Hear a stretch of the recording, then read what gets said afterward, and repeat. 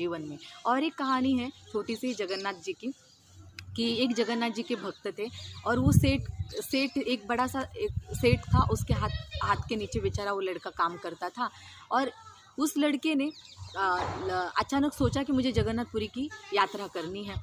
अब उस लड़के ने ये सोचा और अपने सेठ से परमिशन मांगी कि मुझे थोड़ी सी परमिशन दीजिए, मुझे थोड़े दिन के लिए ज़रा जगन्नाथपुरी जाना है। तो सेठ ने बेचारे ने कहा कि ठीक है, चलो अच्छी बात है, तुम ज़्यादा छुट्टियां लेते नहीं हो, चलो ये ले लो 15-20 दिन की छुट्टियां, जाओ जाके आओ, मौज करो। और उसकी पगार भी दे दी पूरी, और थोड़ा अपना 100 रुपये एक्स्ट्रा दे दिया उसके हाथ में कि मेरी तरफ से ये 100 रुपये जगन्नाथ जी की हुंडी में डाल देना। तो वो लड़का प्रसन्न हुआ, जगन्नाथपुरी गया। अब जगन्नाथपुरी आते ही उसने क्या किया, जगन्नाथपुरी सुनने दो, लेकिन थोड़ा यहाँ बैठकर सुनिए, कोई बात नहीं।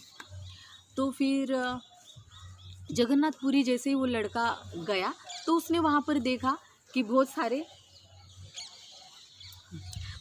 वैष्णव वहाँ पर नृत्य कर रहे हैं, नाच रहे हैं, भजन गा रहे हैं और नाच रहे हैं बेधुंध होके, जय जगन्नाथ नारे लग रहे हैं।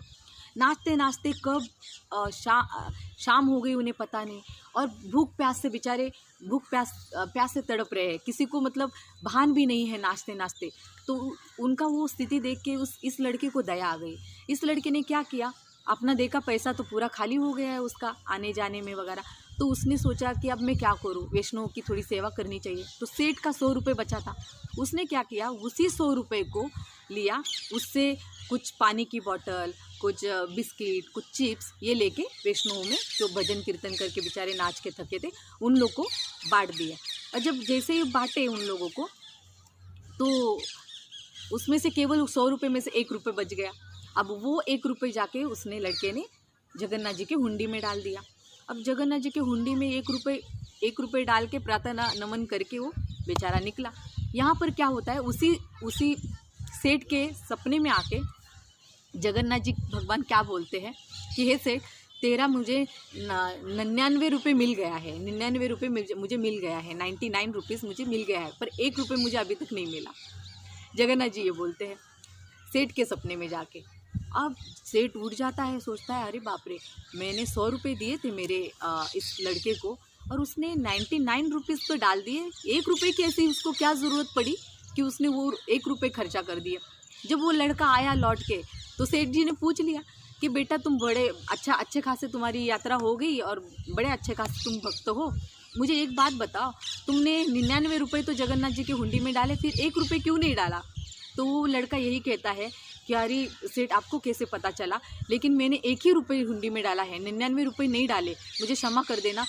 उधर कुछ भक्त भूखे पैसे थे और वो बेचारे कीर्तन में नाच नाच के थक गए थे, तो मुझे दया आ गई और मैंने उनको उस 99 रुपये का मैंने जो खर्चा किया, आपके ही पैसे से खर्चा किया, मेरे पैसे ख़त्म हो चुके थे, तो मैंने उन भक्तों को कुछ चिप्स वगैरह, पानी वगैरह ऐसे सब पिलाया, बिस्किट वगैरह ये सब मैंने सेवा की, तो मुझे माफ़ कर दीजिए।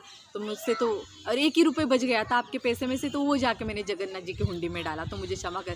तो सेठ ने उसे गले लगा लिया कि धन्य है। इसका अर्थ कि भगवान ने देखो वो हुंडी में डाले हुए 1 रुपये को अभी तक स्वीकार नहीं किया, वो कब जाएंगे पता नहीं, लेकिन 99 रुपये जो डाले, उसको जो भक्तों की सेवा में डाले, वो भगवान ने स्वीकार किया।